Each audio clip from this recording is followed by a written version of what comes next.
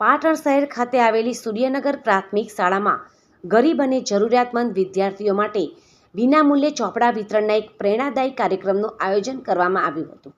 આદિવાસી ભીલ ગુજરાત સંગઠન પાટણ જિલ્લાના પ્રમુખ દશરથભાઈ ભીલ દ્વારા શાળાના બાળકોને શૈક્ષણિક કીટ અને ચોપડાનું વિતરણ કરવામાં આવ્યું હતું. નોંધનીય છે કે દશરથભાઈ ભીલ છેલ્લા 10 વર્ષથી અવિરતપણે આ શાળામાં નિયમિત રીતે ચોપડા વિતરણની સેવા પ્રવૃત્તિ ચલાવી રહ્યા છે. સૂર્યનગર પ્રાથમિક શાળામાં મોટાભાગે શ્રમિક, ગરીબ અને આર્થિક રીતે નબળા પરિવારના બાળકો અભ્યાસ કરે છે.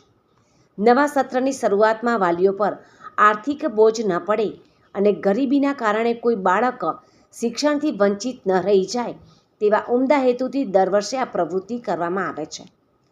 દશરથભાઈ ભીલ જાતિ જ્ઞાતિના ભેદભાવ રાખ્યા વિના શાળામાં ભણતા તમામ સમાજના જરૂરિયાતમંદ બાળકોની ચિંતા કરી દર વર્ષે આ ઉદાર સખાવત કરે છે. આ પ્રસંગે મફતલાલ ભીલે જણાવ્યું હતું કે કોઈપણ સમાજનો સાચો વિકાસ માત્ર ને માત્ર શિક્ષણ થકી જ શક્ય છે. જો આપણો સમાજ ભણશે તો જ આગળ આવશે.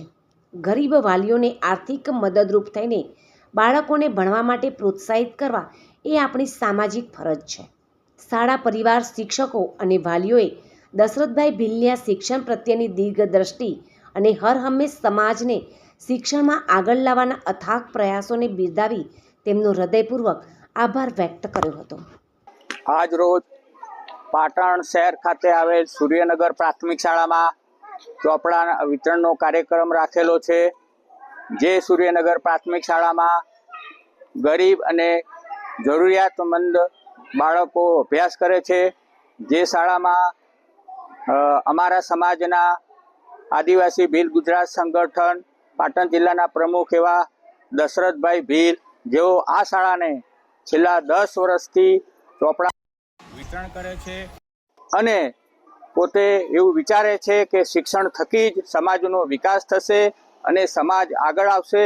એટલે શિક્ષણને અગ્રતા આપી શિક્ષણને આગળ લાવવા માટે તેઓ ચોપડાનું વિતરણ કરે છે અને જે અહીં ગરીબ વાલીઓ ભણે છે તેમને કોઈ આર્થિક બોજ ન પડે તેને ધ્યાનમાં રાખી દર વર્ષે તેઓ સમાજ અને બીજા સમાજના બાળકો પણ આ શાળામાં ભણે છે.